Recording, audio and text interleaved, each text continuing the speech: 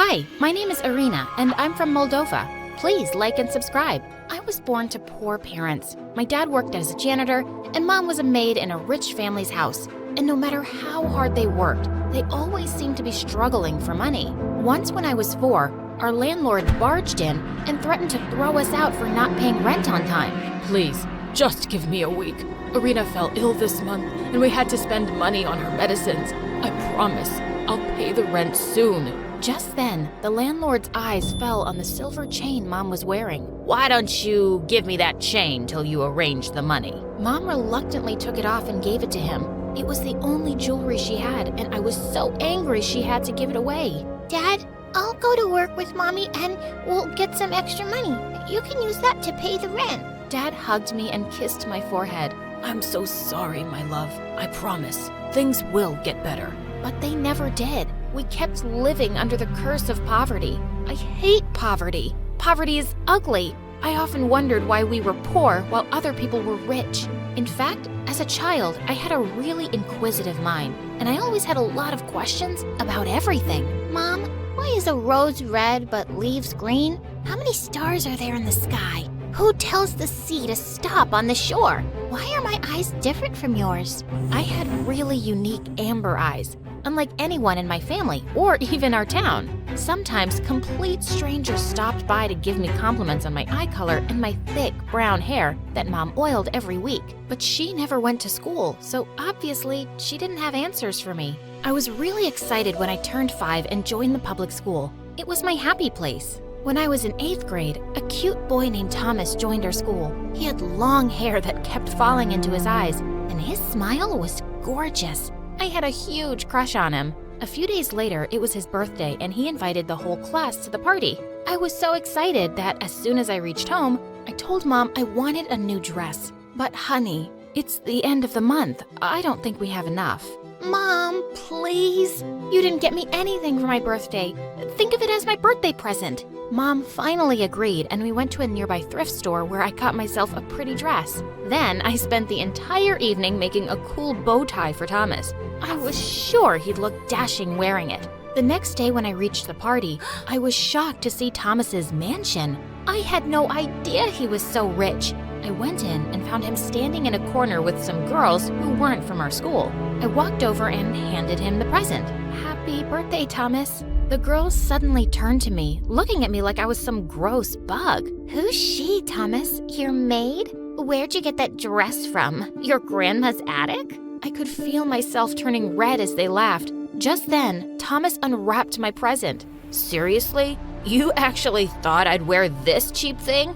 And he threw it on the ground and stepped on it as he walked away. Feeling humiliated, I ran away from the party as fast as my trembling legs could take me. That day, I swore to myself that I'd also be rich one day, no matter what. So I studied my butt off to get into university, and soon after I graduated, I landed my first job as a financial analyst in a big company. One day we had a meeting with the boss where I was supposed to make an important presentation. I was nervous because I'd heard that our boss was a no-nonsense man. I was in the elevator rehearsing my presentation when a man in his 30s walked in talking on his phone. He was tall, handsome, and he had kind eyes. He hardly looked my way, but suddenly the elevator came to a standstill and the lights went out, and I panicked. I'm claustrophobic. Please, call security quickly. I need to get out of here. Hey, relax. The power just went out. It should be back on soon. And when it turned on a few seconds later, I realized I was standing right next to the man, holding onto his arm for dear life. He also looked down into my eyes, and it felt as if time had stopped. Just then the elevator doors opened and we came out of our trance. I mumbled an apology and rushed to my meeting. Thankfully, the boss hadn't arrived yet, but when he did, my jaw dropped to the ground. It was the elevator guy. He looked a little startled when he saw me, but then he pretended as if we'd never met before. I began my presentation, and my ideas impressed everyone, except the boss. He kept shooting question after question at me. By the time he was done, I felt like I was some criminal coming out of interrogation. The next few weeks at the office, he'd just walk by me like I didn't exist. I found out his name was George, and he'd taken over the company from his father when he was just 25. I was sure he was very smart, but so was I, and I was here to prove myself. So when I was asked to present in a meeting again, I worked even harder to make sure everything was perfect. But he just kept finding faults with my figures and statistics, and finally said, "I don't think this will work. I need a better plan by next week." I was fuming as he left, and a couple of hours later, I went to his office. "Sir, I just rechecked the figures, and they're all correct. I don't know why, but I feel like you just have some problem with me." And what problem would that be? Maybe your work just isn't good enough? "Well, I'm confident that it is." I checked your employee file. You didn't go to any top business school in the country. In fact, your university isn't even top 10. It's what I could afford with a scholarship. Not everyone is just born a millionaire, sir.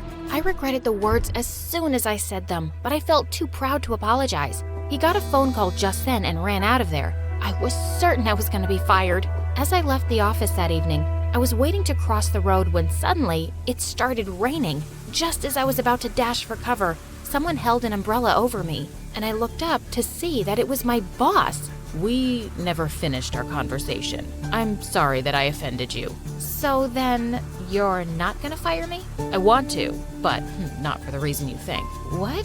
What do you mean? Suddenly, he took my hand and my heart was racing. I'm in love with you, Irina.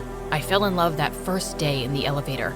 I've tried to ignore my feelings and you, but you're all I can think about. And it wouldn't be appropriate to ask an employee to marry me. I was shocked beyond words. My boss wanted to marry me? I don't know what to say. I don't need an answer right away. Take your time to think about it. His kind smile was so reassuring, and on an impulse, I leaned forward and kissed him gently. He dropped his umbrella as he put his arms around me, and we had a perfect first kiss in the rain. I told my parents about it, and they were beyond happy. "Irina, this is a match sent from heaven. You'll never have to worry about money in your life again." Although I didn't know too much about George, everyone at the office always spoke highly of him. And yeah, there was an age gap between us, but it didn't bother me. I really liked him. So I said yes, and we got married a week later. My life after marriage was the stuff dreams are made of. George loved me to bits and pampered me with expensive gifts, vacations to exotic places, and every comfort in the world. He even insisted on helping my parents out, and I sent them money every month. Over 5 happy years, we became parents of 2 beautiful girls, Sophia and Kira. Both of them had amber-colored eyes just like me and were super cute. But when Sophia was 3 and Kira was 1, my world came crashing down. George was coming back from a meeting in London when his plane crashed, and I lost him forever. I was absolutely devastated, but I knew I had to stay strong for my girls. A couple of weeks later, I had some unexpected visitors at my doorstep. It was a lady with teenage kids, and she looked mad at me. Who are you? And what are you doing in my house? "Excuse me? This is my house." "You wish. I'm George's ex-wife and the mother of his children, and now this house belongs to us." "His what?" She even went on to show me a copy of his will, and he had indeed left everything to his kids from his first marriage. I couldn't believe it. He'd never even told me about another family, and he hadn't left us anything. I had no choice but to pack my bags and leave with my kids. I moved back to my parents' house since I had nowhere else to go. But my parents had been living off my assistance, and I knew they couldn't feed 3 more mouths. I immediately started looking for work, which was hard because I'd been out of the job market for so long. In my desperation, I took up a job as a receptionist at a small hotel. Mom would take care of Sophia in my absence, but Kira was too clingy. She wouldn't leave me alone at all. So I decided to sneak her into work. The first few days went smoothly, but one day as I was checking in a couple, Kira crawled out from under my desk and went straight to their baby's stroller. Then she plucked the pacifier out of the sleeping baby's mouth and put it into hers. The sleeping baby started crying, and I had to admit the rogue baby was mine. Naturally, I was kicked out. I tried a few more jobs, but nothing worked because no one wanted an employee who came in with a baby.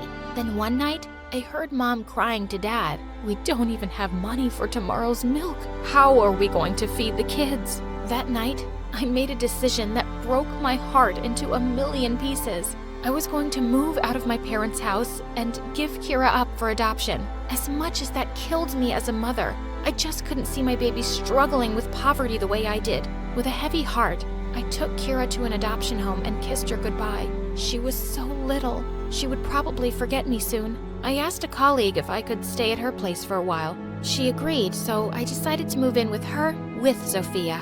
As I sat down in our new room and started to cry, Sophia came running and put her arms around me. Mom, don't worry. I'll take care of you. And we'll get Kira back too someday. A few months later, it was Kira's birthday, and I missed her terribly. So I went to the adoption home, hoping to see her.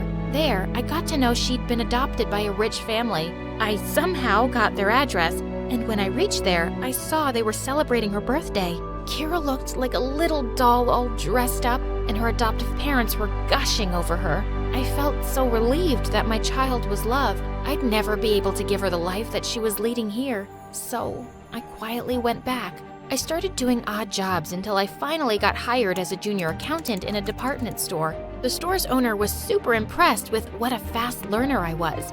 I got quickly promoted as a senior accountant. Over time, I invested in some stocks whose prices shot up drastically in a few months. I used the money to start my own accounting firm, and in the next few years, my firm was one of the best in business. I was rich and successful, and I had Sophia who doted on me. Yet my life felt incomplete without Kira, and Sophia never forgot her either. Mom, we need to bring Kira back home. We have to find out where she is. Honey, the adoption center is not willing to tell me anything about Kira's adoptive family. You think I haven't asked already? But Sophia was determined to find her little sister, and one day, she succeeded too. She came to me looking super excited. Mom, I've got some great news. One of my friend's moms started volunteering at the adoption center where we left Kira.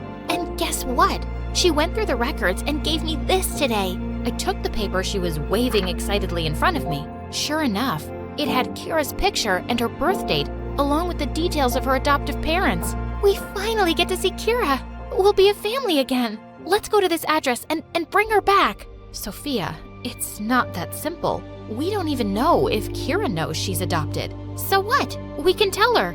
And what about her adoptive parents? They cared for her all these years. And now we'll just go and ask them to give us our Kira back? Mom, I don't care. We've waited so long to find out where Kira is. And now we can't just sit and do nothing about it. Now I had no choice but to tell her that I knew where Kira was all along. You knew? I've been looking for my sister like a crazy person all this while, and you knew everything and still kept quiet? How could you do that, Mom? Sophia, please don't be mad at me. I'm already so scared that Kira must hate me for abandoning her. I won't be able to take it if you start hating me too. As my voice broke, Sophia immediately softened and hugged me. I could never hate you, Mom. I've seen everything you had to go through for me. I promise to give you all the happiness you deserve. It was my birthday a week later, and Sophia said she'd reserved a table at my favorite restaurant and asked me to meet her there for dinner. When I reached the restaurant, I spotted Sophia and walked over to her table, but my heart almost stopped when I saw another girl sitting there too. She was around 12, and she was beautiful, with her thick, long hair and amber eyes. Kira, is that you? Kira looked just as stunned to see me. Mom, I found Kira, and I told her everything. She doesn't hate you, okay? She really wanted to see you. And suddenly, all that pain I'd been carrying in my chest for years became too overwhelming, and I started crying like crazy. Kira stepped forward and put her arms around me, and I hugged her like I'd never let her go. I missed you so much, my baby. Every single day, I didn't forget you for a moment.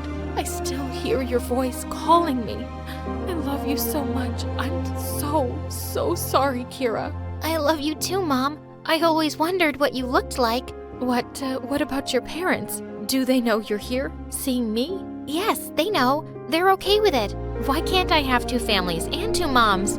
Just then, Sophia came and hugged us both. Mom, isn't this the best birthday surprise ever? Happy birthday. It was the happiest moment of my life.